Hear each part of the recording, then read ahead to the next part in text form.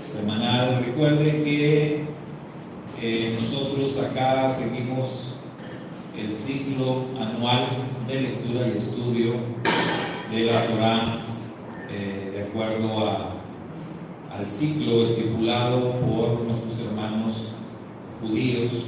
Seguimos ese ciclo anual, que ya estamos cerca de concluirlo, porque ya estamos en el último libro, en el quinto libro de la Torá, entonces estamos acercando a la meta. El ciclo anual divide el estudio de la Torá, es decir, los primeros 5 libros de las Sagradas Escrituras, los divide en 54 porciones que estudiamos a lo largo del año. A veces toca doble porción una semana, a veces, como en este año, se fijan que solo hemos tenido una semana doble, todas las demás han sido con una porción cada semana. Esto es porque pues tocó año bisiesto, y cuando toca año bisiesto, pues esto es así. El ciclo anual de estudio lo llevamos a cabo con estas porciones de la Torá, juntamente con la porción de los profetas, que en hebreo se le llama Haftarah, que es lo que estudiamos con Karen, ¿verdad? O sea, leemos Torá, leemos profetas y leemos también Nuevo Testamento. O sea, el Nuevo Testamento, actualmente estamos estudiando Apocalipsis, el último libro de la Biblia, miércoles y sábados estudiamos Apocalipsis. Entonces, pues este es nuestro ciclo anual de lectura y estudio. Esto es lo que vemos y estudiamos durante la semana, de manera que alguien dijo por ahí, pues están muy bien alimentados, ¿verdad? Porque mira, Torá, profetas, Nuevo Testamento, claro. Y yo siempre les digo, bueno, este es como el plan, ¿verdad? El plan de alimentación que llevamos a cabo, aparte de lo que cada uno decida comer, ¿verdad? Lo que cada uno decida alimentarse diariamente, de salmos, de proverbios y de algo otros libros. Bueno, esta semana la porción que nos corresponde lleva por nombre hebreo Baed Hanan.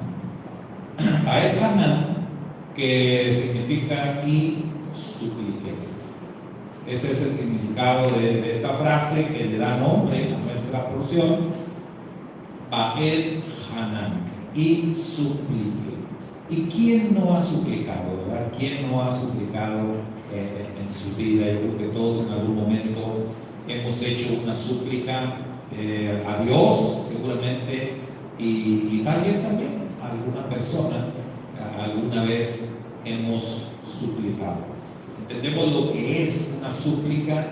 Esto va más allá de pedir. Cuando estás suplicando es algo muy fuerte. Y esto es lo que Moisés estaba haciendo justamente con el Eterno, elevando una súplica. Eso le da nombre a nuestra porción. Y vamos a empezar a ver nuestras preguntas de esta semana.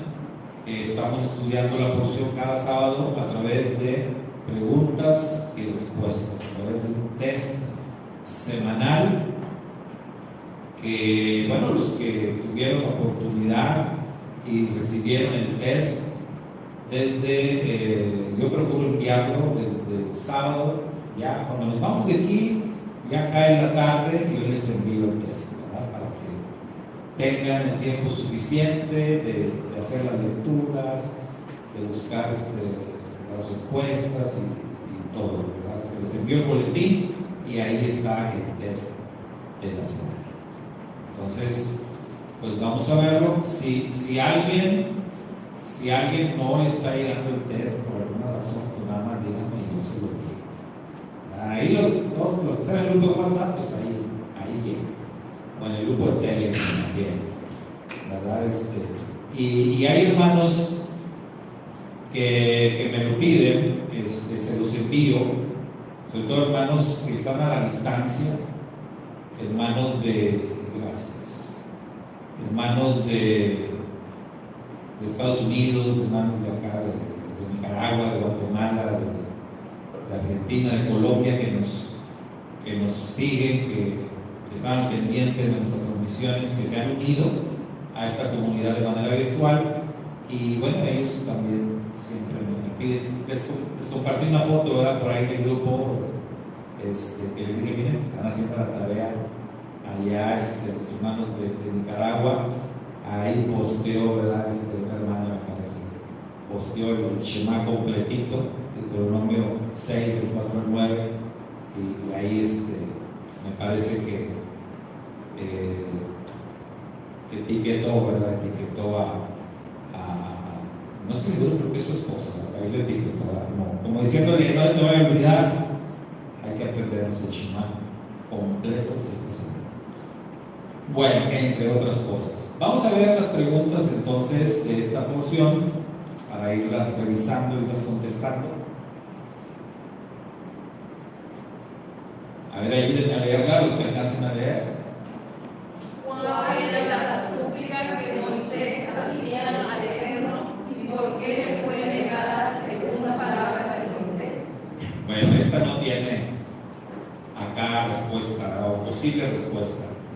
La semana pasada creo que todas las preguntas tenían opciones, ¿no? Esta vez no, ya quitamos algunas van a tener, otras no.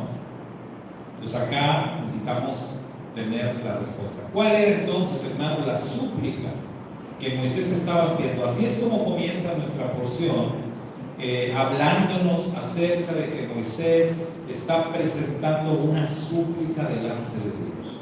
¿Cuál era esa súplica y por qué le fue negada?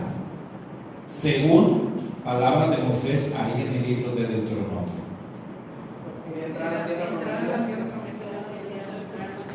Muy bien, esa era la súplica. Entonces, la súplica de Moisés era: déjame entrar a la tierra prometida. O sea, quiero entrar a la tierra prometida, pero le fue negado. Le fue negado. De hecho, el Eterno le dijo: ya no me hables más de este asunto, Moisés. Por ahí en algunos escritos judíos hasta dicen la cantidad de veces que Moisés le hizo la súplica. Pero el Eterno le dijo: no vas a entrar. Ahora, aquí en el libro de Deuteronomio, recuerden, Moisés está hablando con la nueva generación de los hijos de Israel. Les está dando un discurso, está haciendo como un recuento de la historia desde que ellos salieron de Egipto y hasta ese momento donde ellos están justamente en la frontera de la tierra prometida. Entonces, en esta narrativa que hace Moisés, Moisés dice, según sus palabras, cuál fue la razón por la cual el Eterno le negó la entrada a la tierra prometida. ¿Cuál fue, hermanos, según palabras de Moisés? ¿Qué? Acá dicen que por culpa del pueblo. Le dice: a causa de vosotros. Entonces, fíjense, Moisés, aquí él dice: yo le supliqué al Eterno y le supliqué, pero él me dijo que no, y eso fue por culpa de ustedes. ¿Mandé? Dice, sí, los libros sagrados de los judíos dicen que 515 veces suplicó. Imagínense. Bueno, pero le fue negado. Entonces Moisés dice: por culpa de ustedes. ¿Qué piensan de eso? ¿Había sido realmente culpa del pueblo o había sido responsabilidad de Moisés? De ambos. En su momento, pues el Eterno fincó responsabilidad a Moisés y a Aarón, a los dos. De hecho, ninguno de los dos entró en la tierra prometida. Pero acá Moisés como que la había guardado, como que traía eso ahí atorado, y él le dice: fue culpa de ustedes. No es que él esté evadiendo su responsabilidad, él la aceptó. Pero Moisés en su corazón sentía que él hizo lo que hizo porque el pueblo de alguna manera lo orilló, lo empujó. Ahora, si recordamos el contexto de lo que pasó, ciertamente el pueblo tuvo algo que ver, porque el pueblo estaba de necio, el pueblo estaba quejándose por el tema del agua, otra vez estaban ahí de rebeldes, y pues Moisés era el hombre más manso de la tierra, pero tenía sus límites. Entonces, fíjense, desde ahí y hasta este punto que Moisés está dando el discurso, él traía eso guardado, de que por culpa de ellos, él había hecho lo que hizo. Bueno, como dicen por ahí, haya sido como haya sido, pero Moisés no iba a entrar en la tierra prometida. Y en la semana, en los desayunos, yo le comentaba a los niños, les damos una reflexión muy chiquita, porque con ellos tienen que ser muy chiquitos, se me distraen bien rápido. Les doy una lección de 5 minutos a veces. Y yo les decía a los niños, fíjense lo que le pasó a Moisés. Moisés fue un hombre que hizo todo bien en la tarea que Dios le mandó a hacer. Moisés se equivocó una vez, un error, pero por ese error Moisés no entró en la tierra prometida. ¿Qué aprendemos de eso? ¿Qué aprendemos de eso? Les decía yo a los niños, que los errores cuestan, y a veces cuestan muy caro. Entonces tenemos que tener mucho cuidado con las decisiones que tomamos, porque una mala decisión nos puede llevar a consecuencias terribles, aunque sea una sola vez.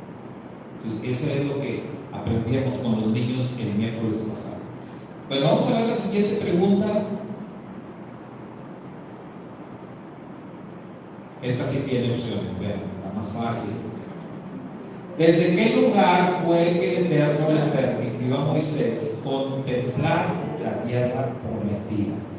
Tenemos 3 opciones: el monte Everest, el monte Nebo, el monte Pisgah.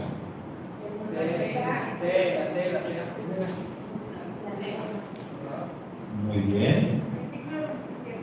La letra C, ok, ahí está la cita. En el verso 27 tenemos la respuesta. Esto fue desde el monte Pisgah.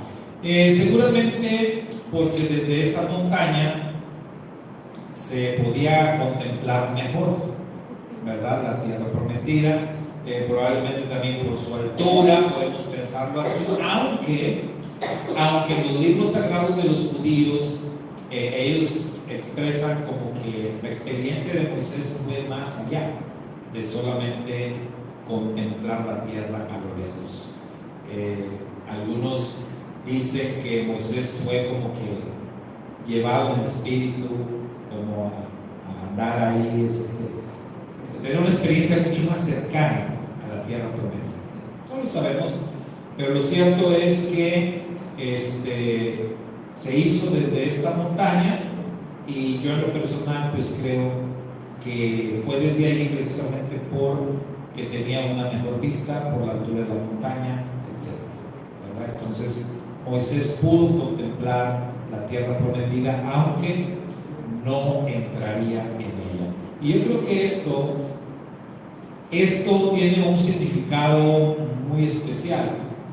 Creo que esto que estaba pasando con Moisés retrata justamente la experiencia de todos los justos que vivieron en la época de lo que conocemos como el Antiguo Testamento, es decir, la época anterior a la primera venida de nuestro Santo Maestro, Su Majestad Yeshua. Porque dice el escritor de los Hebreos, capítulo 11, cuando habla de los héroes de la fe, dice y recalca que todos ellos vivieron y murieron esperando ver esa promesa, esperando verla. O sea, todos ellos vivieron sus vidas, entregaron sus vidas, hicieron muchas cosas esperando ver el cumplimiento de la promesa, y murieron sin verla. Eso fue lo que le pasó a Moisés. Yo creo que Moisés es el primero ahí que nos ilustra esto, y de que él muere sin poder entrar en la tierra prometida. Esto es simbolismo puro, ¿sí? Simbolismo puro. Entonces Moisés muere así, representando a todos aquellos que habrían de vivir sus vidas y que habrían de morir con la expectativa de que llegara el Mesías, de que llegara el Salvador, y morirían sin verlo. Entonces Moisés los representa a ellos y cuando llegó el tiempo dispuesto por Dios, vino el Mesías. Y dice el escritor sagrado a los Hebreos en el capítulo 12 que nosotros, los que ya vivimos en la nueva generación o en las generaciones posteriores a la primera venida del Mesías, nosotros tenemos una gran responsabilidad. Porque si aquellos que vivieron antes que nosotros pudieron vivir vidas comprometidas y pudieron vivir vidas justas esperando la promesa y no la recibieron, ¿cómo será la responsabilidad de nosotros que ya hemos recibido la promesa? Que ya hemos visto que somos testigos del cumplimiento de esa promesa. Y así es como lo expresa el escritor de los Hebreos, diciendo que nosotros tenemos un compromiso mayor que los antiguos. Nuestra responsabilidad es todavía más grande. Nosotros no estamos contemplando esto desde una montaña, lo contemplamos desde el tiempo, pero lo vemos como algo que ya ocurrió en el pasado, y lo cual a mí me lleva a tener un compromiso muy serio con Dios. Vamos a ver la siguiente. ¿Qué impresión tendrían los pueblos de la tierra, o sea, los pueblos de la tierra, o sea, todos los pueblos de la tierra, al ver a Israel viviendo bajo los mandamientos del Eterno? O sea, ¿cómo lo iban a tomar los pueblos de la tierra? Es algo que Moisés les dice a ellos, al pueblo de Israel. Tenemos opciones. Opción A, que eran necios. Opción B, que eran anticuados. Opción C, que eran sabios y entendidos. Muy bien, opción C, que eran sabios y entendidos. Ahora, yo les hago esta pregunta a ustedes, mis hermanos, porque vean qué tremendo es esto. Moisés les asegura a los hijos de Israel: cuando ustedes entren en la tierra que el Eterno les va a dar, y cuando ustedes vivan sus vidas de acuerdo a los mandamientos que el Eterno les ha dado, ustedes vivan de acuerdo a todas las leyes y estatutos que el Eterno les ha dado, entonces todos los pueblos de la tierra se van a maravillar de ustedes, de sus vidas, de su testimonio, y entonces todos ellos van a decir que ustedes son sabios y entendidos.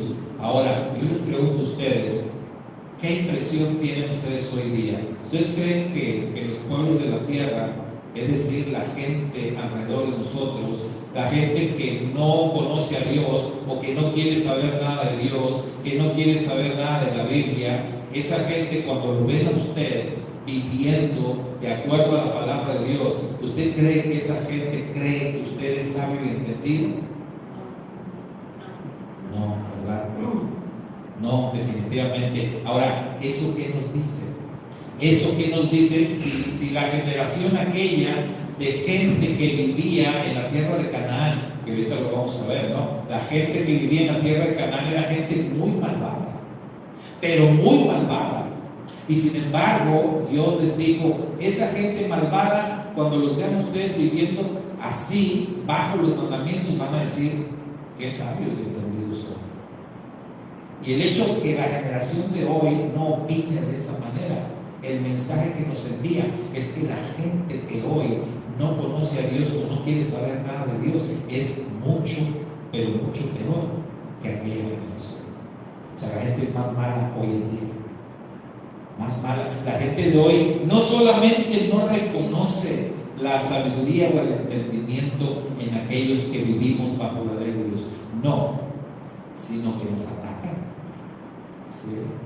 Nos atacan, nos critican, nos sobajan y nos quieren obligar a que abandonemos nuestra fe. Fíjese cuánto ha avanzado el nivel de maldad desde aquellos días y hasta los días que nosotros vivimos hoy. Es tremendo esto. Siguiente pregunta: ¿por qué Moisés enfatizó tanto el hecho de que Israel no había visto ninguna clase de figura cuando el Eterno les habló desde la cumbre del Sinaí? ¿Por qué hizo tanto énfasis, hermano? por la idolatría. Muy bien. Entonces, Moisés quiere dejar esto bien claro. Moisés les dice, a ver, cuando ustedes tuvieron una experiencia en el Sinaí, ¿qué fue lo que vieron? Moisés les dice, ustedes no vieron nada. Ustedes no vieron ninguna imagen. Ustedes oyeron una voz. Ustedes vieron la montaña humeando. Había oscuridad en la cima de la montaña. Había truenos, había rayo, había fuego. Pero esos elementos naturales que ellos conocían. Pero Moisés les dice, ustedes no vieron a Dios. No lo vieron. Ustedes no saben cómo es. Entonces, como ustedes no vieron nada, no tienen ninguna base, no tienen ningún fundamento para hacerse ninguna imagen. Entonces, no vayan a caer en eso. Porque las naciones que ustedes van a conquistar, ellos les encanta hacer ídolos. Ellos les encanta tener figuras y adorar a esas figuras. Pero ustedes no tienen ninguna base. Moisés les pregunta, o a ver, díganme, ¿vieron algo? No. Entonces, quedemos claros en esto.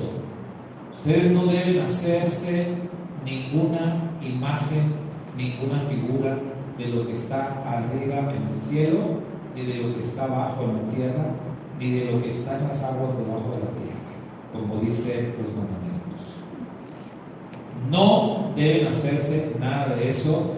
No se van a inclinar ante ellas, ante esas figuras, no las van a reverenciar. Nunca ustedes van a caer en la idolatría. Entonces, esto era una advertencia muy seria contra la idolatría. Pero esta es la clave de todo. Ustedes no lo vieron. No vieron. Entonces, ¿cómo te vas a hacer una imagen de algo que no has visto? De algo que no conoces. Entonces quedó muy, muy claro este asunto. Siguiente pregunta. Moisés llamó al cielo y la tierra como testigos ¿de qué? Primera opción, del pecado de Israel. Segunda opción, del exilio de Israel. Tercera opción, del regreso de Israel.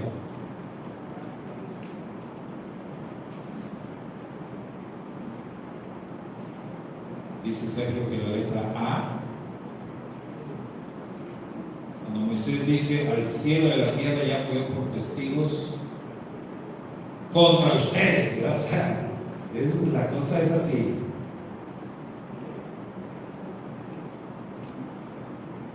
Entonces sería la opción A, que el cielo y la tierra serían testigos contra Israel de su pecado.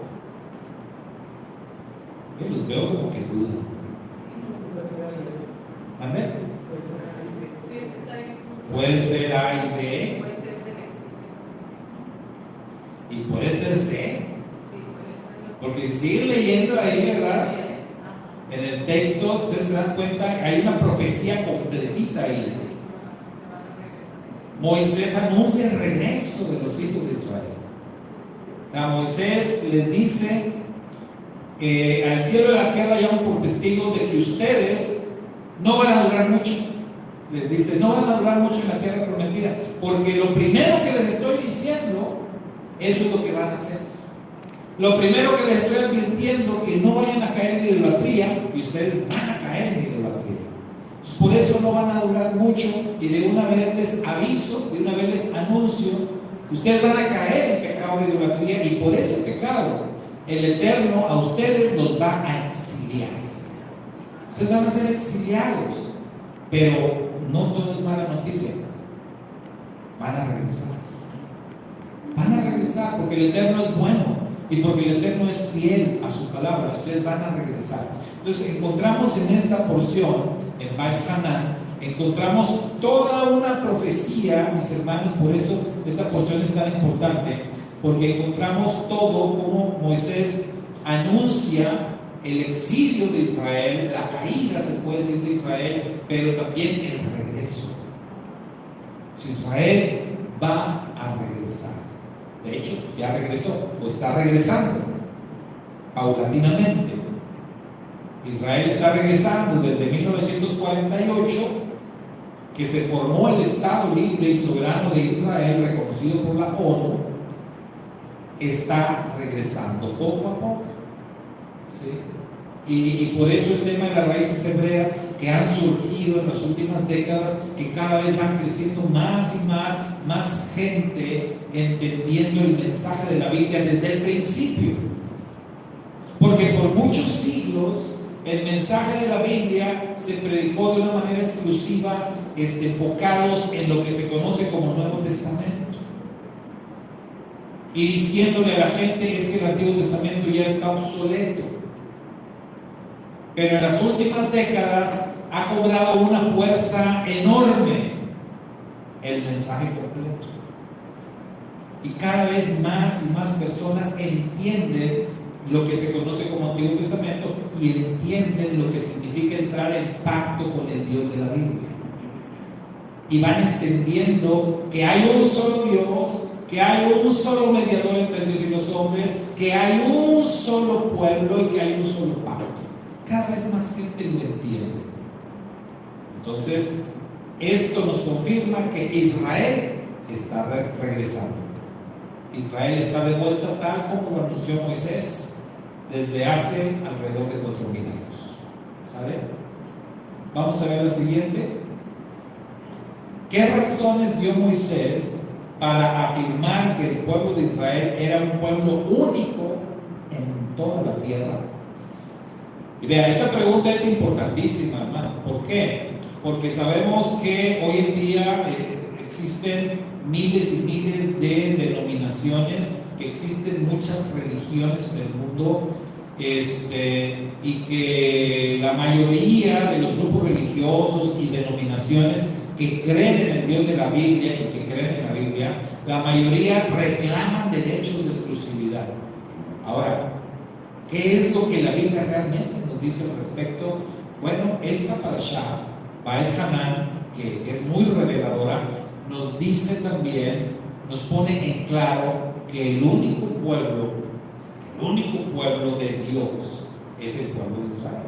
Eso Moisés lo dice claramente. Pero ¿qué razones dio Moisés para ello? Si por un lado estaba diciendo, ustedes van a durar en la tierra prometida, ustedes van a pecar de idolatría, van a ser exiliados, pero a pesar de todo eso, Moisés dice, ustedes son un pueblo único, como ustedes no hay otro.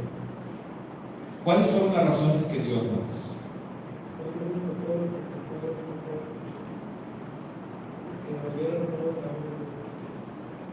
Exacto. Moisés hasta les pregunta, a ver, pregúntense ustedes, ¿qué otro pueblo hay en la tierra que haya vivido las experiencias que ustedes vivieron? Escucharon su voz y no murieron. Escucharon la voz de Dios y no murieron. Pero fíjense, si analizamos, porque Deuteronomio es un relato, otra vez, ¿no? Desde que salen de Egipto hasta que llegan a la tierra prometida. Entonces, los israelitas fueron testigos del juicio de Dios, de las plagas. Y fíjense qué interesante, porque nosotros estamos viviendo una época en la que ya está muy cerca de volverse una realidad lo que es el Apocalipsis. La gente oye Apocalipsis y piensa en fin del mundo, ¿verdad? Aunque Apocalipsis no quiere decir eso. Apocalipsis quiere decir revelaciones. Pero la gente siempre, Apocalipsis, el fin del mundo. El mundo no se va a acabar. Cuando usted oye que una persona se asusta por el fin del mundo, usted dígale, espérate, no te asustes, el mundo no se va a acabar. No es así. Hace rato estábamos oyendo una canción antes de empezar el servicio y le decía yo a Perla, ¿qué te dije? Le decía yo, Perla, yo estoy aquí escuchando un grupo de los 90, ¿no? Ese grupo, de aquellos grupos cristianos viejitos, finales de los 80, principios de los 90, la tribu de Benjamín se llama este grupo. Me gusta mucho cómo tocan ellos. Ellos cuando sacaron esa canción que estábamos oyendo, se llama La Gran Tribulación, le decían verla, a los cristianos de aquel tiempo les daba miedo. No la ponían, ponías tú La Gran Tribulación. Ay no, quita eso hermano, me da miedo, decían. Porque la canción pues habla de, el estribillo de la canción dice, Cristo vino, Cristo vino. Y luego dice algo como que no hay salida, no hay para donde te hagas, es la gran tribulación. Pues asustaba a la gente, le daba miedo. Hablo de los creyentes, les daba miedo eso. Bueno, no hay razón. O sea, el mundo no se va a acabar. Lo que se va a acabar es la injusticia. A lo que se le va a poner fin es a la corrupción, a la idolatría, al pecado, a todo eso, a toda la maldad. Eso es lo que se va a acabar. Porque el rey viene, nuestro rey, el Señor, Yeshua, Jesucristo como lo conocen en el mundo, Él viene a ponerle fin a todo eso. Él viene a instalar un reino de justicia en esta tierra. Y el mundo va a vivir, todo el mundo va a vivir de acuerdo a la ley de Dios. Pues eso es lo que viene. Un cambio de gobierno, un cambio de autoridad. Pero el mundo no se acaba, claro que no. Que va a haber desastres, bueno, sí, eso sí, sí va a haber cataclismos, va a haber muchas cosas. Pero fíjese, Israel es un pueblo único porque ellos en Egipto fueron testigos de los juicios de Dios, las 10 plagas. ¿Por qué mencionaba yo el Apocalipsis? Porque en el Apocalipsis las plagas de Egipto van a venir otra vez sobre la tierra. Nada más que en lugar de ser solo en Egipto, ahora va a ser en todo el mundo. ¿Sí saben cuáles son las plagas de Egipto? Las conocen, han visto películas sobre ellas. Bueno, las plagas van a venir sobre todo el mundo. E igual como Israel estuvo ahí en Egipto y ellos no fueron afectados por las plagas, igual va a ser en los tiempos finales. Entonces, yo escucho, veo diariamente videos, me salen luego videos ahí cortos en Facebook o donde quieran, las redes sociales, donde muchos predicadores están hablando de esto porque es algo que se tiene que hablar. Es algo que lo pusieron sobre la mesa. ¿Sabe quién lo puso sobre la mesa? El Comité de las Olimpiadas. Ellos pusieron el tema sobre la mesa. O sea, qué triste que ni siquiera seamos nosotros, o sea, los creyentes en Dios, los creyentes en la Biblia, los que pongamos el tema sobre la mesa. No, lo pusieron ellos. Pero porque Dios está detrás de la historia. Nuestro santo maestro dijo: los hijos de este siglo son más sagaces que los hijos de luz. Ellos son más arrojados para hacer las cosas. El Comité Olímpico puso el tema sobre la mesa al presentar una apertura y una clausura en las Olimpiadas que le están dando la vuelta al mundo. Y que mucha gente hace preguntas. Y que dicen: oye, ¿y por qué? ¿Y qué es eso? ¿Y por qué pusieron esas cosas ahí, esos jinetes? ¿Y qué significa esto? ¿Y qué significa aquello? Y en la clausura vieron a Lucifer cayendo del cielo, ahí en la clausura de las Olimpiadas. Un personaje, Tom Cruise, no.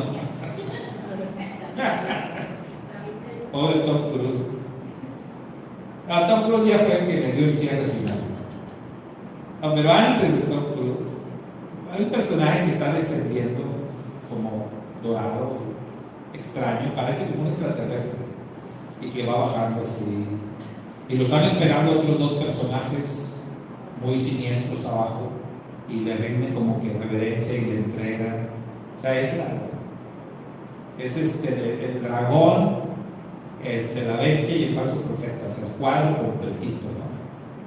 Entregándole como que el mundo ahí al dragón. Una cosa tremenda que nos están ahí anunciando. Previamente ya nos habían puesto los jinetes del Apocalipsis. Ya no están diciendo los jinetes, ya están cabalgando sobre la tierra. Es el mensaje que nos están enviando, que nos están diciendo el comité. Pero usted sabe que no es el comité de las Olimpiadas. Hay alguien que está más arriba, que decide: oye, quiero que hagas esto. Y nos están enviando estos mensajes. Entonces tenemos que nosotros estar listos. El pueblo de Israel es un pueblo único porque ellos fueron testigos de cosas que ningún otro pueblo vio ni oyó. Ellos vivieron el juicio de Dios en Egipto sin ser afectados. Ellos fueron sacados de Egipto con brazo poderoso de parte de Dios. Ellos cruzaron el mar en seco. Ellos vieron la montaña arder. Ellos escucharon la voz de Dios en el Sinaí. Recibieron la ley de Dios de la boca propia de Dios. Ningún otro pueblo de la tierra puede decir eso. Ninguno. Entonces Moisés les dice: ustedes son únicos. Esto los hace únicos. Entonces por eso, hermanos, yo digo: no hay otro pueblo. No hay otro pueblo con el que Dios haya hecho un pacto. La Biblia es un pacto. La Biblia es un pacto. Desde Génesis hasta Apocalipsis es un pacto. Si usted o yo queremos entrar en una relación de pacto con el Dios de la Biblia, solamente existe una manera de hacerlo: reconociendo que somos parte de ese pueblo. No hay otra. No hay otra forma. Y para reafirmar esto todavía, la Nueva Jerusalén que desciende del cielo en Apocalipsis, ¿qué nos dice ahí? Tiene 12 puertas. ¿Para qué son las puertas? Para entrar, ¿no? Tiene 12 puertas la santa ciudad, y cada una de esas puertas tiene el nombre de las 12 tribus de Israel. ¿Qué mensaje nos está enviando? ¿Quieres entrar? Tienes que ser parte de una de estas tribus. Tienes que ser parte de Israel. Esto es como si tú llegas a un estacionamiento, ¿no? Y ves puros lugares con nombres de personas. Pues ¿cómo te vas a estacionar ahí si es exclusivo de alguien? Las puertas tienen nombre.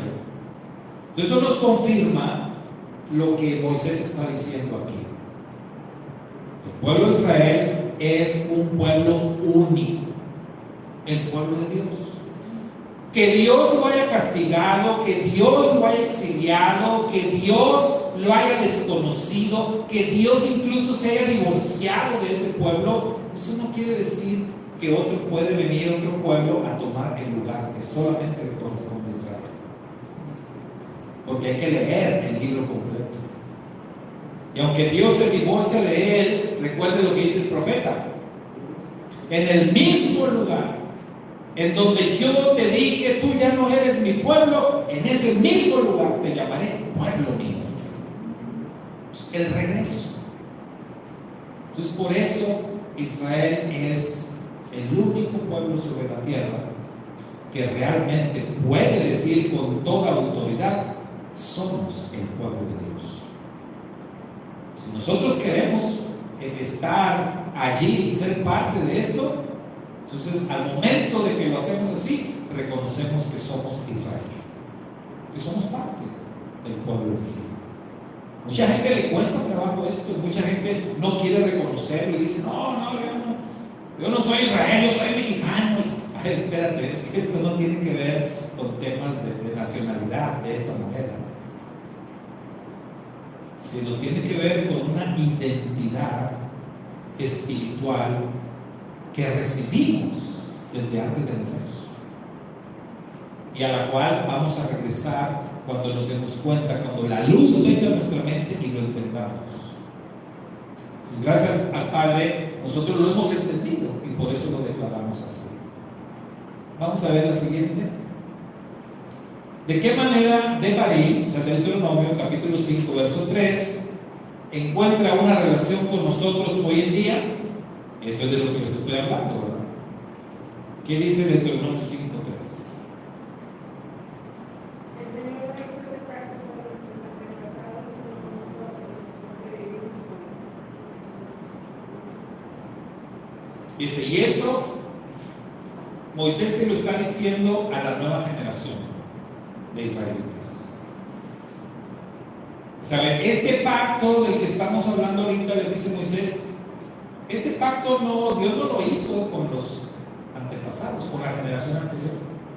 Este pacto es con todos los que estamos ahorita vivos aquí. Ahora, ¿qué relación tiene eso con nosotros hoy en día? Cuando nosotros leemos esas palabras, las hacemos nuestras. Y así como dijo Moisés, así decimos nosotros. El pacto del que habla la escritura ahí, ese pacto no era de aquella generación. Ese pacto es de nosotros los que estamos aquí ahorita. Entonces la aplicación, la conexión o la relación que existe es la misma con los que estamos hoy vivos aquí. Ellos, los antepasados, ya son historia. Si ellos cumplieron, si no cumplieron, si les fue bien, si les fue mal, eso ya es cosa del pasado. Ahorita estamos en el presente. Ahorita nosotros cada día de Shabbat abrimos las escrituras o ponemos un video acá para recordar el pacto, para recordar los mandamientos y para decir amén. Porque siempre decimos amén. Cuando nosotros decimos amén, lo que estamos diciendo es confirmo todo eso. Todo lo que Dios dijo yo lo creo, lo acepto y me comprometo. Soy parte de eso. Yo no sé los demás. Yo no sé qué pasó con mis padres, mis abuelos o las generaciones anteriores. Yo no sé de eso. Y no sé qué vaya a pasar con la generación que viene. Pero yo, que hoy estoy vivo acá, yo afirmo mi compromiso con el Dios de Israel, con el Dios de pactos. Yo lo afirmo con Él. Esa es mi relación con esas palabras. Yo las hago mías y yo me identifico con el pueblo santo. ¿Qué pasará? No lo sé. Pero hoy, y mientras tenga vida, me identifico con el Dios de Israel. Y me considero dentro de ese pacto. Siguiente.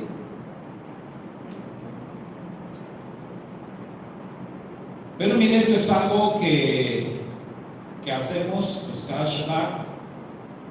Pero acá dice: haga un recordatorio de los 10 mandamientos, escribiéndolos de memoria y repitiéndolos en voz alta también de memoria. Esto es para que no se nos olvide, para recordarnos ese pacto en el cual estamos.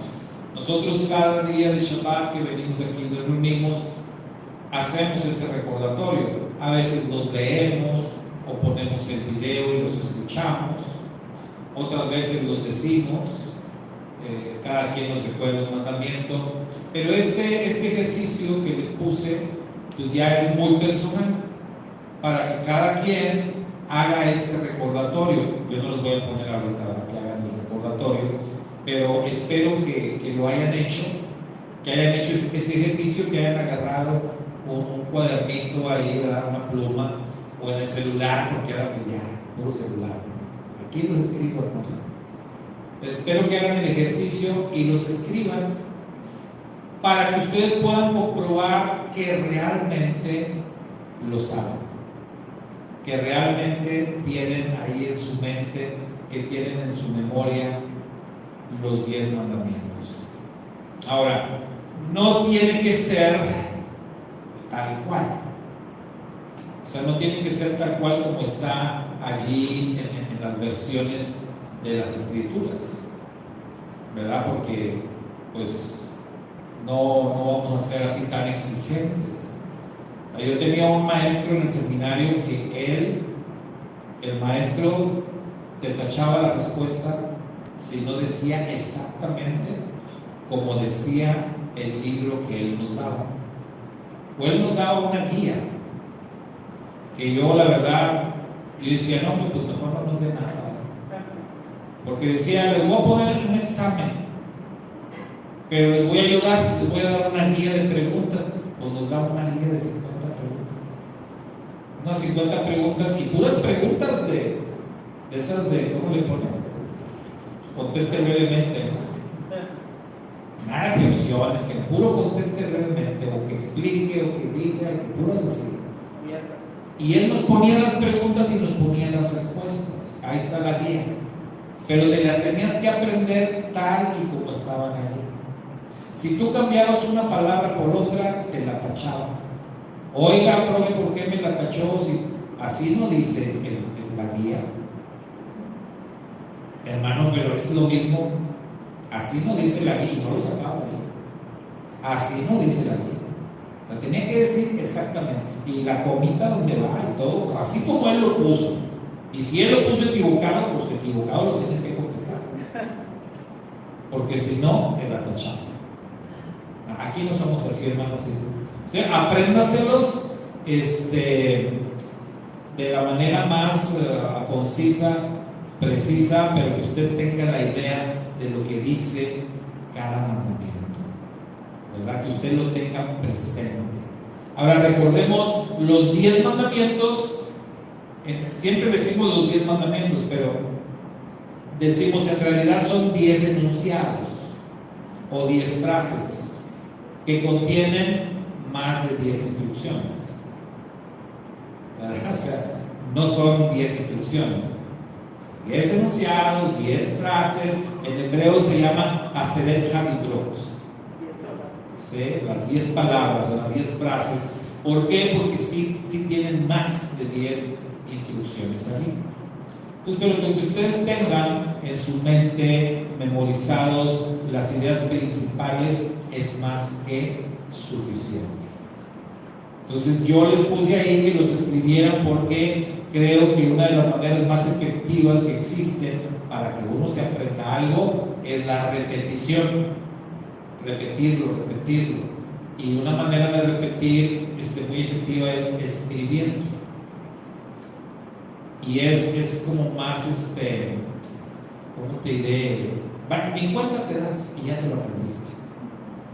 Porque a veces cuando estás repite y hasta, ay, ya me equivoqué y otra vez. En cambio, si estás escribiendo, ni cuenta te das y ya me lo aprendí. Y mira, sin querer, no es sin querer, por eso lo estás escribiendo. Entonces yo pertenezco a una generación donde los maestros nos decían, haga 20 planas de esto y haga tantas planas del otro. Y por eso nos ponían así, para que aprendiéramos. ¿Cuántos se acuerdan de eso? ¿Cuánto les tocó? No debo de llegar tarde al salón de clases. Órale, escríbalo 100 veces y me lo trae para revisarlo.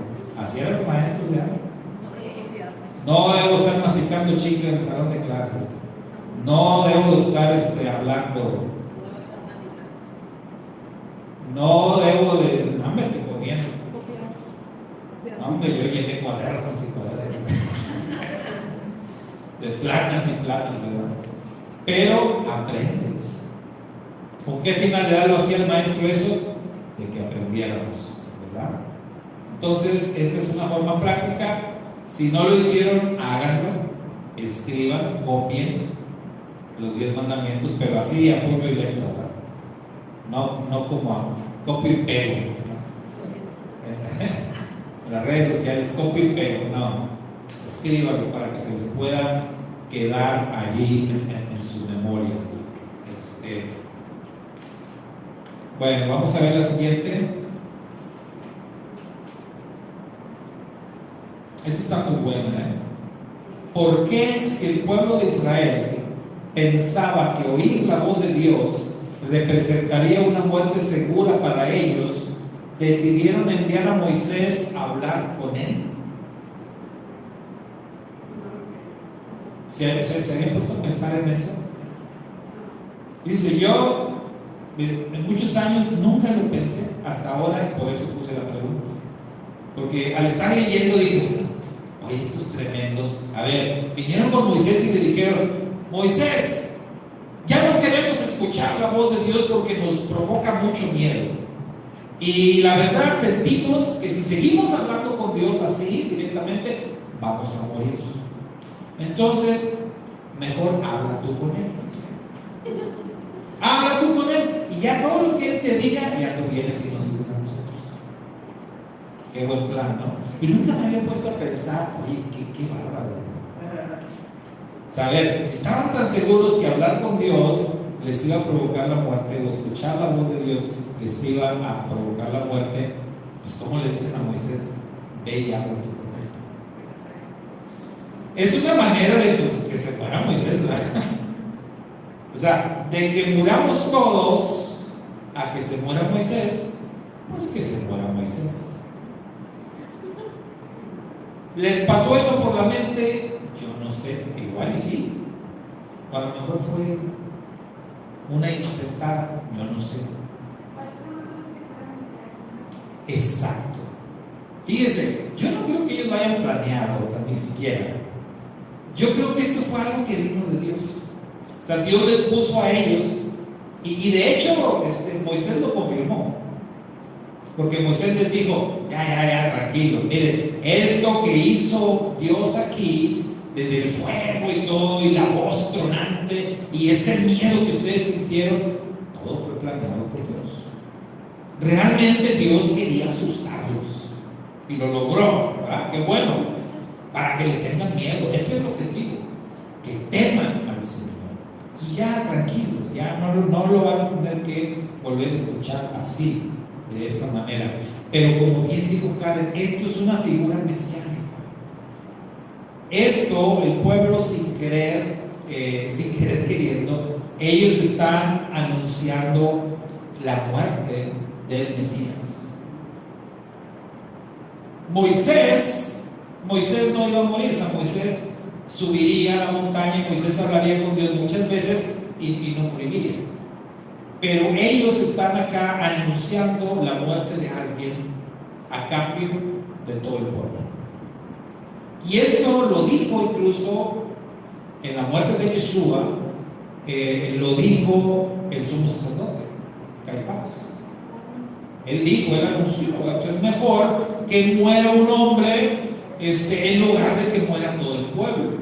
Que muera un hombre por el pueblo. Y la misma escritura nos aclara que Caifás no dijo esto, sino porque él era sumo sacerdote aquel año, y entonces él tuvo una especie de revelación divina de que este asunto se iba a arreglar así, con la muerte de uno a cambio de la vida de muchos. Entonces, ellos cuando dicen esto, ellos están anunciando que algún día iba a haber un hombre que iba a morir por todo el pueblo, o en lugar de todo el pueblo, y ese sería Yeshua, ¿verdad? Entonces, algo que vemos aquí que se ve así como que puede ser chistoso, puede ser raro, puede ser, en realidad es una figura mesiánica. Así se le llama a aquellos textos en las escrituras que anuncian con anticipación algo que iba a pasar en la vida o en el ministerio de Yeshua, de Jesús. Eso es una figura mesiánica. Bien, vamos a la que sigue. Bueno, miren, esta es otra tarea que también dejamos por ahí. Aparte de los mandamientos ya los tienen bien, bien aprendidos, bien dominados, ¿no? Pues los 10 mandamientos. Pero el Shema completo, porque usualmente nosotros nada más repetimos la parte del verso 4, ¿no? Escuches, el Eterno, nuestro Elohim, el Eterno, uno es. Y ahí nos quedamos.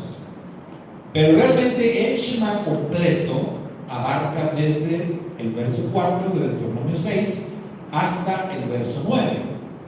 O sea, ese es todo el mandamiento completo. Ahora, ¿por qué es necesario conocerlo, entenderlo, aprenderlo? Hermanos, en la reflexión de ayer, en la sexta reflexión de la Parashá Va'et-Hanan, si ustedes la escucharon, justamente hablamos de eso. Reafirmamos que el Shema es la declaración de fe más grande que existe en el universo. ¿Por qué? Bueno, porque en el Shema, en las palabras del Shema, está encerrado todo nuestro deber. Toda nuestra redención está allí, encerrada en el Shema. O sea, la palabra Shema significa ¿qué cosa? Escucha, oye Israel. Entonces, usted sabe porque la Escritura, en lo que es la explicación del Antiguo Testamento, lo que conocemos como Nuevo Testamento, porque realmente el Nuevo Testamento es una explicación o una interpretación del Antiguo Testamento.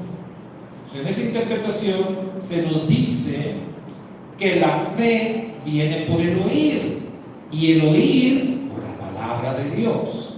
Entonces, si nosotros queremos, vamos a plantearlo de esta manera, si nosotros queremos alcanzar la vida eterna, si nosotros queremos trascender de esta vida a la vida que Dios tiene preparada para aquellos que le creen y que le sirvan, o sea, nosotros necesitamos entender y conocer, aprender y practicar el mensaje de Shema Israel. O sea, primero oír. Necesitamos oír, necesitamos escuchar la palabra de Dios. Eso es fundamental. Oír, escuchar la palabra de Dios. Shema Israel, escucha Israel. Entonces necesitamos saber lo que decíamos hace unos momentos, que el plan de la redención es a través de Israel. Por eso dice, escucha Israel. No dice, escucha Mesopotamia, o escucha Babilonia, o escucha México, o escucha cualquier otra nación. No, dice, escucha Israel. Entonces, en el Shema está escondida la historia de la redención. Necesitamos primero escuchar. Segundo, entender que hay que ser parte de Israel, que necesitamos identificarnos con el pueblo de Israel para entrar en el plan de la redención. Lo otro es que, ¿qué es lo que tenemos que escuchar? ¿O cuál es esa declaración? Escucha Israel. Luego, ¿qué dice? El Señor nuestro Dios, el Señor uno es. Entonces, tenemos que entender, creer en el Dios uno y único. Ahora es bien interesante que en el Shema nosotros se nos esté diciendo acerca de la unicidad de Dios, pero se haga una doble mención. Esto es bien interesante, ¿no?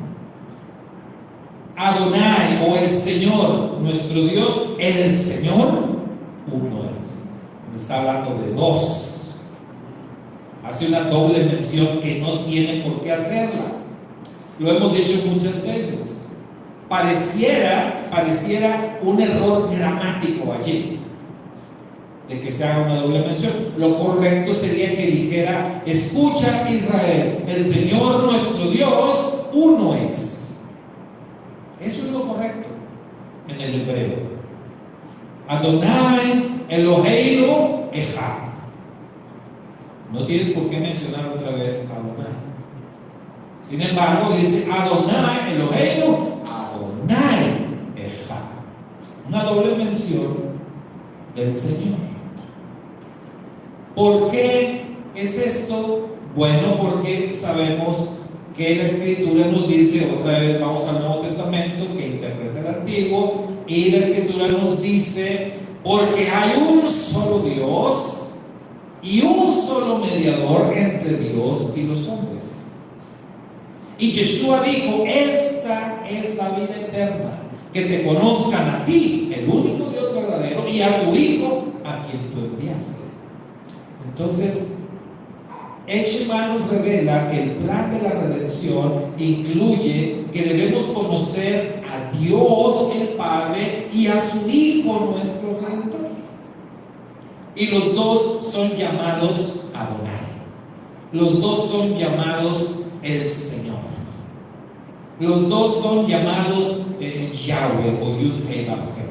Los dos son identificados de la misma manera, pero necesitas conocerlos a los dos. Es lo que nos revela el Shema. el Señor nuestro Dios, el Señor uno es. Y luego el Shema nos revela nuestra tarea de vida. ¿Qué es lo que yo tengo que hacer una vez que conozco al Señor? Amarlo con todo mi ser.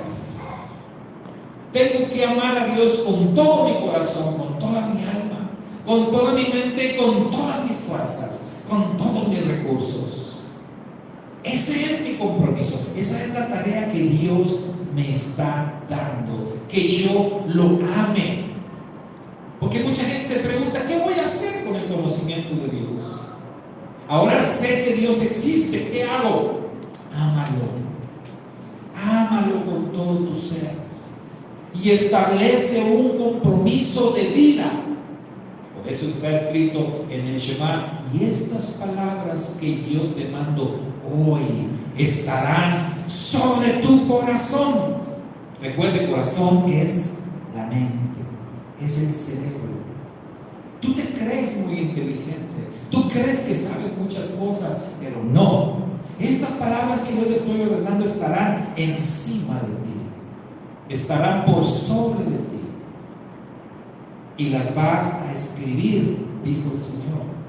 Las vas a escribir y las vas a repetir, lo que decíamos hace unos momentos. Por eso les puse: escriban, aprendan de memoria. ¿Por qué? Porque ahí lo dice: estas palabras que yo te mando hoy estarán sobre tu corazón.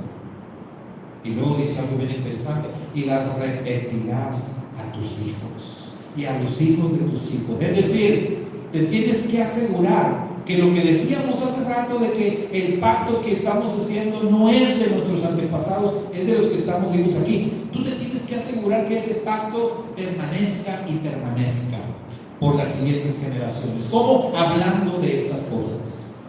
Tú vas a hablar de ellas. ¿Cuándo? Dice Shema. Cuando te despiertes, cuando te levantes, cuando andes por el camino, cuando te acuestes, todo el tiempo vas a hablar de estas cosas. Las vas a anunciar, las vas a escribir, las vas a escribir ahí en los postes de tu casa, en la entrada de tu casa, en las ventanas. Ahí vas a escribir estas palabras. O sea, tú eres un embajador. Tú eres alguien que anuncia la existencia de un Dios maravilloso. Tú eres un proclamador del mensaje de la redención. Tú eres un testimonio vivo de que Dios existe y de que Dios quiere tener una relación con las personas y que Dios quiere que las personas se salven. Todo eso está encerrado, hermanos, en el Shema. Todo eso está ahí encerradito en estas palabras que se encuentran en ese texto, y por eso es importante aprenderlas, por eso es importante entenderlas, de qué es de lo que se trata, y por eso es importante practicarlas, porque cuando a su majestad Yeshua, nuestro santo maestro, le preguntaron acerca de esto, cuál es el más grande, cuál es el más importante de todos los mandamientos, Yeshua lo dijo. Yeshua citó el Shema, pero su majestad Yeshua añadió algo más, y yo creo que más bien lo explicó, porque cuando nosotros vemos el Shema, cuando andes por el camino, cuando te levantes y todo, quizás no nos queda muy claro de qué se trata. Entonces Yeshua añadió esa interpretación y dijo: el segundo mandamiento en importancia de todos los mandamientos es este: amarás a tu prójimo como a ti mismo. Y dijo Yeshua, en estos dos mandamientos, o sea, amar a Dios por sobre todas las cosas y amar al prójimo como a uno mismo, aquí está encerrado toda la ley y todos los profetas.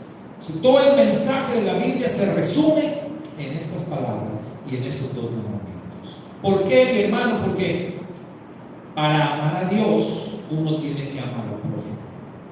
Eso lo explica la palabra más adelante también, cuando dice: ¿cómo puedes tú amar a un Dios invisible, a un Dios que nunca has visto, a un Dios que no conoces? ¿Cómo puedes amar a un Dios así si aborreces a tu hermano al que sí conoces, al que sí puedes dar?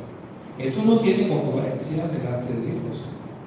Dios nos está diciendo, la forma en cómo me vas a amar a mí es amando a tu prójimo. Pues cada vez que tú amas a tu prójimo, me estás mostrando amor a mí. Yeshua lo explicó muy bien cuando dijo, cada vez que tú haces algo por uno de mis hermanos, los más pequeños, haz de cuenta que lo estás haciendo conmigo. Cada vez que tú le des un vaso de agua fría a alguien que tiene sed, lo estás haciendo conmigo. Cada vez que tú le das un pan, un taco, lo que sea, a alguien que tiene hambre, dijo el Señor, lo estás haciendo conmigo. Así es como funciona. Por eso también el Señor decía, si ustedes perdonan a los hombres sus ofensas, yo voy a perdonar las ofensas de ustedes. Pero si ustedes no perdonan a aquellos que los ofenden, yo tampoco los voy a perdonar a ustedes. Así es como funciona. Esto es en dirección vertical y horizontal. Amo a Dios y amo a mi prójimo. No puede ser de otra manera. Amo. Perdono, me perdona. Doy y Él recibe. O sea, así es como funciona de una manera perfecta. Y todo eso, hermanos, se encierra en el Shema. Por eso decimos que es la declaración de fe más grande del universo. Pero necesitamos entenderla. Ahora, una buena manera de entenderla es empezar a memorizar. Por eso les pedí, memoricen el Shema completo, ¿verdad? Si no lo hicieron, bueno, la tarea sigue viva, hay que aprenderlo, hay que escribirlo las veces que sean necesarias hasta que se quede ahí en nuestra cabeza y lo podamos repetir de memoria. Una vez que ya lo puedo repetir de memoria, bueno, no se trata nada más de repetir, ¿verdad? Sino de hacer. ¿Cómo yo le demuestro a mi Dios que lo amo? Cada día.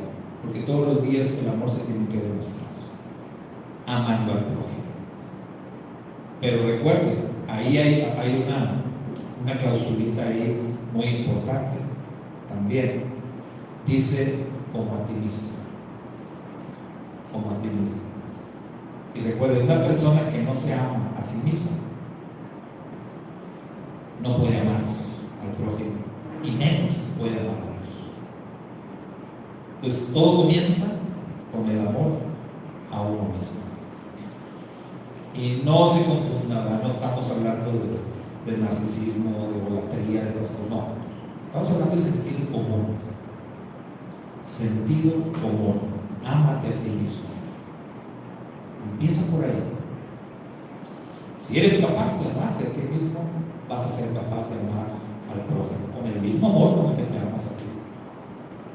Y serás capaz de amar a Dios. No puede funcionar de otra manera. Amén. Pues Shabbat Shalom, hermanos, son todas las preguntas. Bueno, no todas fueron preguntas, algunas fueron tareas. Espero que las podamos hacer, que las podamos aprender. No incluimos la última parte del capítulo 7.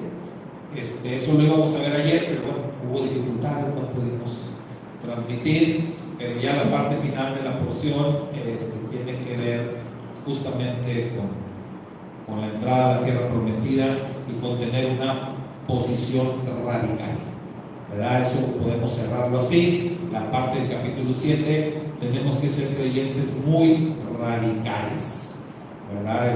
Por lo que el Eterno nos dice. Y bueno, así terminamos este aprendizaje, esta enseñanza. Vamos a concluir nuestro servicio. Vamos a concluir este servicio Shabbat, como lo hacemos siempre, presentando nuestras ofrendas. Nos despedimos de los hermanos a la distancia que nos han acompañado.